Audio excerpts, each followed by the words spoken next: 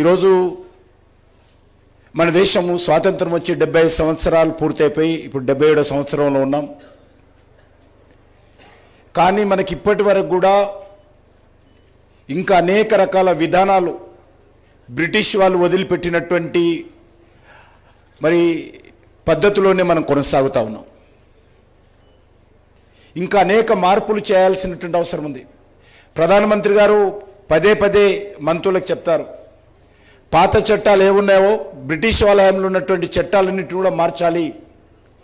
ఇప్పుడు ఉన్నటువంటి వర్తమాన రాజకీయ సామాజిక ఆర్థిక పరిస్థితులకు అనుగుణంగా మనం చట్టాలు మార్చుకోవాలని పదే మందే వారు చెప్తుంటారు. దానికి అనుకూలంగా అనేకమైన మార్చుకున్నాం. దురదృష్టం ఏంటంటే ఏవైతే దేశానికి అవసరమైనటువంటి విధానాలు ఈరోజు కావాలో వాటన్నిటిలో కూడా ప్రతిసారి మనకు అడ్డం పడేటువంటి ప్రయత్నం జరుగుతూ ఉంది. ఇది మంచిది కాదు. అందుకే ఈరోజు ప్రజల మధ్యకు వెళ్ళాలని మన ప్రధానమంత్రి గారు చెప్పారు. ప్రజల మధ్యకు వెళ్ళి వన్ నేషన్ వన్ ఎలక్షన్ విషయంలో ప్రజలను చైతన్యం చేయాలి. ప్రజల ద్వారా రాజకీయ పార్టీల మీద విశ్లేషకుల మీద ఒత్తిడి రావాల్సినటువంటి అవసరం ఉంది. ఇది ఒక ప్రజా ఉద్యమంగా రావాలి. నాకు తెలుసు, ఎక్కడ ఉత్తరప్రదేశ్ ఎలక్షన్స్ అవుతుంటే ప్రతిరోజు 1 మంత్ హైదరాబాద్లో ఉన్నటువంటి తెలుగు ఛానల్స్ అన్ని రివ్యూ చేస్తాయి. ఎక్కడో ఢిల్లీ ఎలక్షన్ అవుతుంటే హైదరాబాద్లో ఉన్నటువంటి ఛానల్స్ అన్ని రివ్యూ చేస్తూ ఉంటాయి. ఏ ఇంట్లో కూర్చున్నా ఏ రచ్చబండ మీద కూర్చున్నా యూపీ ఎలక్షన్ ఎట్లా ఉన్నది, ఢిల్లీ ఎలక్షన్ ఎక్కడ ఉన్నది, కేజ్రీవాల్ వస్తాడా పీక్తాడా, ఇదే విషయం. ప్రతిసారి ఎన్ని మ్యాన్ అవర్స్ వేస్ట్ అవుతాయో ఆలోచన చేయండి. ఎంత మ్యాన్ అవర్స్. ఈరోజు ఒకసారి ఎలక్షన్ అయిపోతే ఈరోజు ప్రధానమంత్రి గారు ప్రతి 3 నెలలకు ఒక రాష్ట్రానికి ఎలక్షన్స్కి వెళ్ళాలి. మనకు చూడండి, మనకు 2023లో అసెంబ్లీ ఎలక్షన్స్ అయినాయి, 2024లో పార్లమెంట్ ఎలక్షన్స్ అయినాయి, 2025లో ఎమ్మెల్సీ ఎలక్షన్స్ అయినాయి, మళ్ళీ ఇప్పుడు లోకల్ బాడీ ఎలక్షన్స్ ఉన్నాయి, మున్సిపల్ ఎలక్షన్స్ ఉన్నాయి, మన కార్పొరేషన్ ఎలక్షన్స్ ఉన్నాయి. నేను నా గురించి చెప్తాను. 2024 ఎలక్షన్స్ అయ్యగానే నన్ను జమ్మూ కాశ్మీర్ పంపించారు. 3 నెలలు అక్కడ ఉన్నాను ఎలక్షన్స్ ఇన్ఛార్జిగా. తర్వాత మహారాష్ట్ర ఎలక్షన్స్కి వెళ్ళమన్నారు, మహారాష్ట్ర ఎలక్షన్స్కి వెళ్ళాను. ఢిల్లీ ఎలక్షన్స్కి వెళ్ళమన్నారు, ఢిల్లీ ఎలక్షన్స్కి వెళ్ళాను. ఇక ఎక్కడ మేము మంత్రివర్గం ఇక్కడ పనిచేస్తాము, రాజకీయ పార్టీ కార్యకర్తలు ఎక్కడ ఉంటామో ఆలోచించేయండి.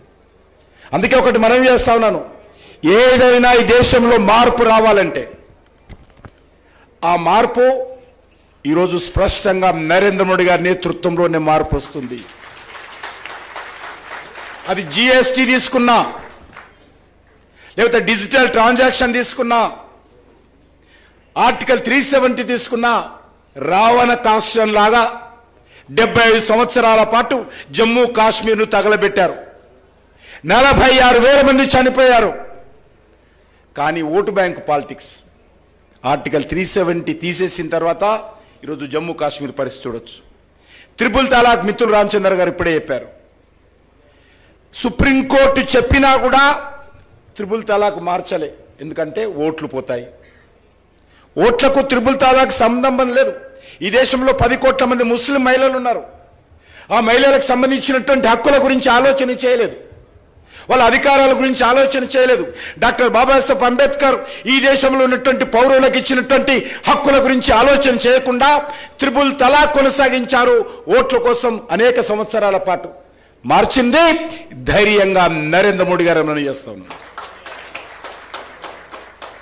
అంతేకాదు, సిటిజన్ అమెండ్మెంట్ యాక్ట్ కావచ్చు, లేక న్యూ క్రిమినల్ యాక్ట్ కావచ్చు, ఈ దేశంలో అనేక రకాలుగా ఏదైనా మనకు తెలుసు. ఈ దేశంలో ఏముండేది, ఎక్కడ చూసినా ఉగ్రవాద కార్యక్రమాలు, పాకిస్తాన్ ఐఎస్ఐ కార్యక్రమాలు.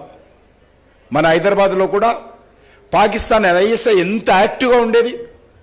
ఎందుకు ఈరోజు నరేంద్ర మోడీ గారు వచ్చిన తర్వాత ఈరోజు కనిపించడం లేదు, కనుమరుగైంది. ఈరోజు నరేంద్ర మోడీ గారు వచ్చిన తర్వాత ఎందుకు ఈరోజు మార్పు కనిపిస్తూ ఉంది. మన పక్కనే సెక్రటరియట్ ముందు లుంబిని పార్కులో ఎంతమందిని చెప్పారు, గోకుల్ చాట్ బండార్లో ఎంతమందిని చంపారు అమాయకులైనటువంటి ప్రజలను. దిల్సుఖ్ నగర్లో ఎంతమందిని చంపారు. ఐపీఎస్ ఆఫీసర్ కృష్ణప్రసాద్ను మెహందీపట్నంలో AK-47 ఎంతమందిని చంపారు. నందరాజు గౌడ్ బీజేపీ కార్పొరేటర్ ఏ రకంగా చంపారు.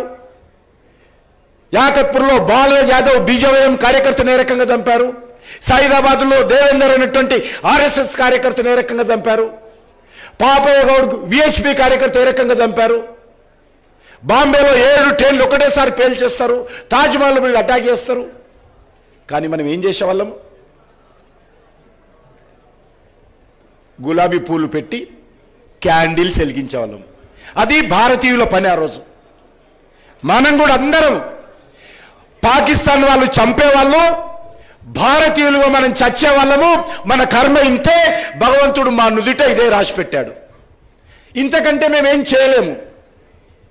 ఏ ప్రభుత్వం కూడా ఏ రోజు కూడా ఉగ్రవాద కార్యక్రమాలు జరుగుతున్నప్పుడు అనేక మంది భారతీయులు మన సైనికులు సివిలియన్ చనిపోతున్నప్పుడు కూడా ఇంతకే పరిమితమైన క్యాండిల్ లైట్లకు ఎర్ర గులాబీలకు మాత్రమే పరిమితమైన. కానీ 2014 తర్వాత ఫండమెంటల్గా మార్పు తీసుకొచ్చాం. మనకు తెలుసు, బాలకోట్లో ఇన్సిడెంట్ జరిగితే మన సైనికులు పాకిస్తాన్ గడ్డ మీదకి వెళ్ళి ఉగ్రవాద శిబిరాలు ఎక్కడున్నాయో చూసి దాన్ని డిస్ట్రాయ్ చేసి పాకిస్తాన్లో అందరికీ బుద్ధి చెప్పినటువంటి పరిస్థితి మనం చూసాం. మళ్ళీ పుల్వామాలో సెకండ్ టైం జరిగింది, రెండోసారి ప్రధానమంత్రి గారు వచ్చిన తర్వాత. అప్పుడు కూడా ఊర్చోలే, క్యాండిల్ లైట్లతో ఎర్ర గులాబీలతో ఆగలేదు. అప్పుడు కూడా ఎయిర్ స్ట్రైక్ చేసి ఎక్కడికైతే లష్కర్తో హెడ్ క్వార్టర్స్ ఉన్నాయో పాకిస్తాన్ గడ్డ మీదకి వెళ్ళి ఒక్కొక్క స్థావరాన్ని మేము ఈరోజు లేపేసి రావడం జరిగింది.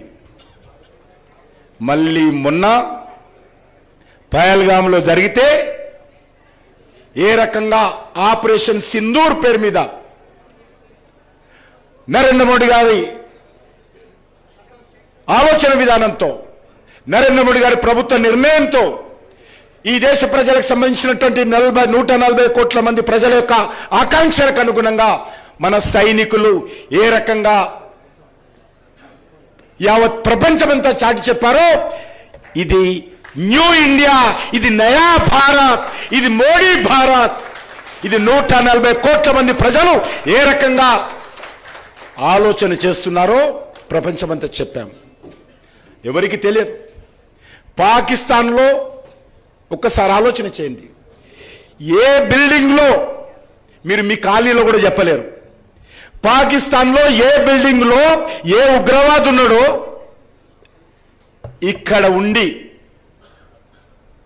కనుక్కొని సరిగ్గా అదే ఒక ఇంటిని, పక్క ఇంటిని కాదు, సేమ్ హౌస్ పక్కకు అనేక వేల ఇండ్లున్నా కూడా ఆ ఇంటిని మాత్రమే టార్గెట్ చేసి దాన్ని మాత్రమే హిట్ చేసి సివిలియన్స్ కానీ పక్క వాళ్ళకు కానీ ఎవరికి నష్టం జరగకుండా ఆ ఉగ్రవాది ఉన్నటువంటి స్థావరాలను మాత్రమే ధ్వంసం చేసి ఈరోజు నరేంద్ర మోడీ గారి నేతృత్వంలో భారతీయ సైనికులు ఒక చరిత్ర సృష్టించారని మనం చేస్తా ఉన్నాం. ఇది సాధ్యం ఎవరికి అవుతుందంటే ఈ దేశం గురించి ఆలోచన చేసేటువంటి వాళ్ళకు, దేశ భవిష్యత్తు గురించి ఆలోచన చేసేటువంటి వాళ్ళకు. అది 1 నేషన్ 1 ఎలక్షన్ అయినా, 1 నేషన్ 1 ట్యాక్స్ అయినా, లేకపోతే 1 రేషన్ 1 కంట్రీ అయినా, ఇది దేశం గురించి ఆలోచన చేసే వాళ్ళకు వస్తుంది తప్ప అధికారం కోసం, ఓట్ల కోసం, పదవుల కోసం ఆలోచన చేసే వాళ్ళకి ఇది సాధ్యం కాదు. అందుకే నేను ఈ వేదిక ద్వారా ప్రజలందరినీ కోరుతా ఉన్నాను. This A high time. Narendra Modi గారి నేతృత్వంలో ఈరోజు భారతదేశ ప్రభుత్వము ఈ రకమైనటువంటి సంస్కరణలకు, ఈ రకమైనటువంటి రిఫార్మ్స్కు కట్టుబడి ఉంది. మనకు తెలుసు, ఏ విషయంలో ఈరోజు జాతీయ రహదారులు ప్రపంచంతో పోటీ పడే విధంగా, అమెరికా రాష్ట్రంలో ఉన్నటువంటి జాతీయ రహదారులతో పోటీ పడే విధంగా నరేంద్ర మోడీ గారి నేతృత్వంలో గత 11 సంవత్సరాలుగా అద్భుతమైనటువంటి జాతీయ రహదారుల నిర్మాణం జరుగుతూ ఉంది.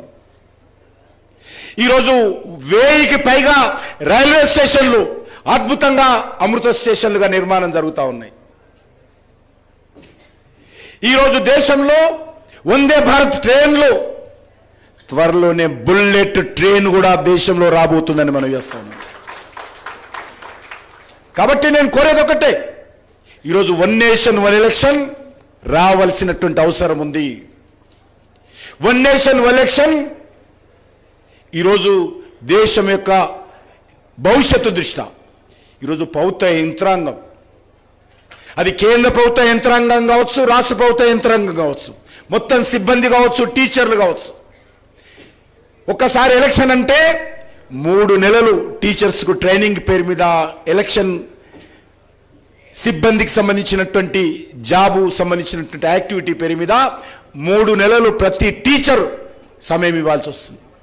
మరి ఎన్ని ఎలక్షన్స్ అయితే ప్రతి సంవత్సరం వచ్చినప్పుడు టీచర్ ఎలక్షన్ పని చేయాలా, తరగతి గదిలో విద్యార్థులకు పాఠాలు బోధించాలా, ఈరోజు ఆలోచన చేయాలి. కాబట్టి నేను చాలా విషయాలు పెద్దలు చెప్పారు కాబట్టి ఆ విషయాల జోలికి వెళ్ళడం లేదు. కాబట్టి ఈ దేశంలో ఇంకా మార్పులు రావాలి. అందులో ఒక మార్పు వన్ నేషన్ వన్ ఎలక్షన్. ఇంకా ఎన్నో మార్పులు తెచ్చాము, ఇంకా రావాల్సినటువంటి అవసరం ఉంది. ప్రజలందరూ కూడా ఆలోచన చేయాలి. నరేంద్ర మోడీ గారి నేతృత్వంలో ఏదైతే రిఫార్మ్స్ అనుకుంటున్నామో ఆ రిఫార్మ్స్ అందరూ కూడా స్వచ్ఛందంగా ప్రజలు ముందుకొచ్చి ఈ రిఫార్మ్స్ కోసం మీరందరూ డిమాండ్ చేయాలి. దేశ హితం కోసం, దేశ భవిష్యత్తు కోసం, దేశ రక్షణ కోసం.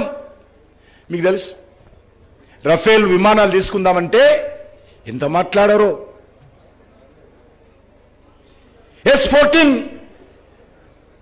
సంబంధించినటువంటి ఆ రోజు భారత ప్రభుత్వం మిసైల్ డిఫెన్స్ సిస్టమ్ తెచ్చుకుందామంటే ఎంత అడ్డుకున్నారో. కానీ దేశ భవిష్యత్తు గురించి ఆలోచన చేసే వ్యక్తులు ఉన్నారు కాబట్టి కేంద్రంలో వీళ్ళు పెడుతున్నటువంటి చిన్న చిన్న ఆరోపణలకు, చిన్న చిన్న అడ్డుకట్టలకు కూడా లెక్క చేయకుండా ఆ రోజు S-14 తెచ్చుకున్నాడు. కాబట్టి ఈరోజు మనందరం కూడా భద్రంగా దేశ ప్రజల ప్రాణాలు కాపాడుకున్నామని మనం చేస్తా ఉన్నాను. అందుకే మీ అందరిని కోరుతా ఉన్నాను, ఈ కార్యక్రమం ఉద్దేశం కూడా అదే. ఏదో వచ్చి ఉపన్యాసాలు ఇస్తే వినిపోవడం కార్యక్రమం కాదు ఇది. ఈ కార్యక్రమం ద్వారా మీ అందరూ కూడా ఈ ప్రజలలో చర్చ తయారు చేయాలి, ప్రజలను చైతన్యం చేయాలి, ప్రజలను సంఘటితం చేయాలి. ఈ యొక్క డిమాండ్కు మీరందరూ నేతృత్వం వహించాలి. వన్ నేషన్ వన్ ఎలక్షన్స్కు నరేంద్ర మోడీ గారు నేతృత్వం వహించరు. దేశ ప్రజలుగా, దేశంలో ఉన్నటువంటి విద్యావంతులుగా, దేశంలో ఉన్నటువంటి మేధావులుగా, దేశంలో ఉన్నటువంటి ఇన్ఫ్లుయెన్సర్స్గా మీరు నేతృత్వం వహించి ఈ యొక్క వన్ నేషన్ వన్ ఎలక్షన్ సాధించాల్సిందిగా మీ అందరూ కోరుకుంటూ సెలవు తీసుకుంటున్నాను.